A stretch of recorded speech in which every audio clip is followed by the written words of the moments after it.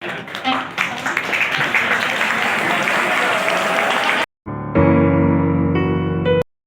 कभी भी कोई इंटरव्यू दोगे, if you have ever heard anyone regarding the same, they are not, अगर वहाँ पे कोई स्पेसिफिक चीज मेंशन है कि ये लैंग्वेज चाहिए हमें, that is a different part.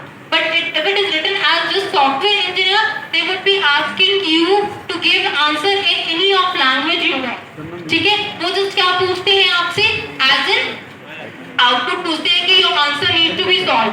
ठीक है, and according to the requirement, अगर आपकी कोई कंपनी जिसमें आप ये कर रहे हो वो अगर वेब डेवलपमेंट में जाती है, फुल स्टैक चाहिए उनको, या उनको फॉर एग्जांपल फ्रंट एंड चाहिए, बैक एंड चाहिए, if you are an fresher they will be training you for the part of what their requirement है.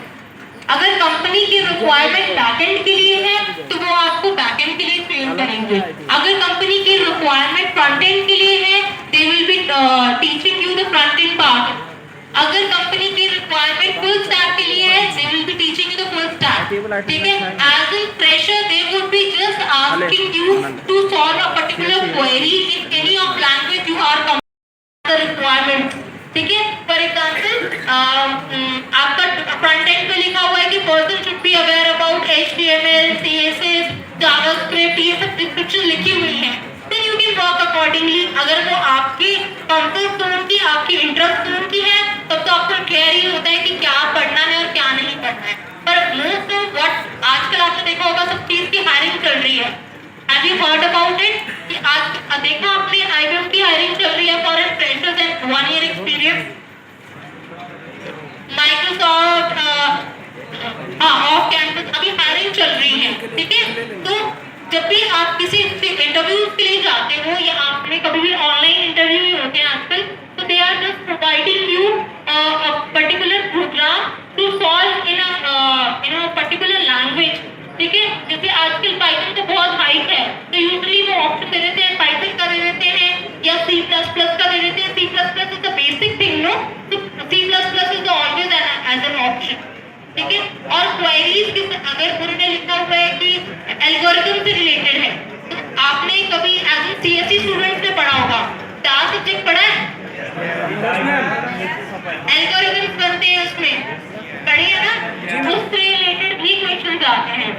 ठीक है, there be having a big question जिसमें चीजें बहुत इजी होंगी लेकिन मैनिपुलेटिव वे में करी होंगी.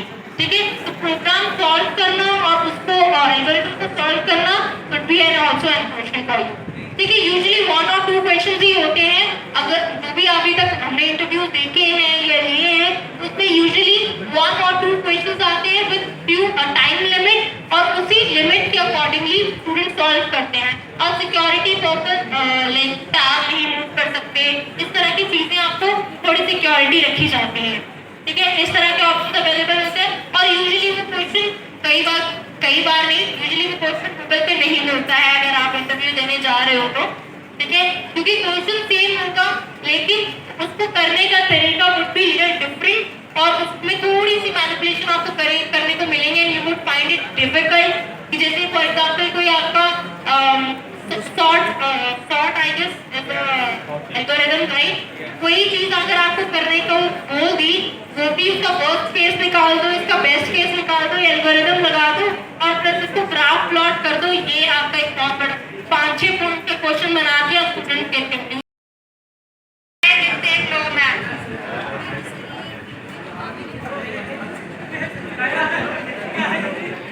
Have you enjoyed the session or not? Yes, that's it. Okay. Very good.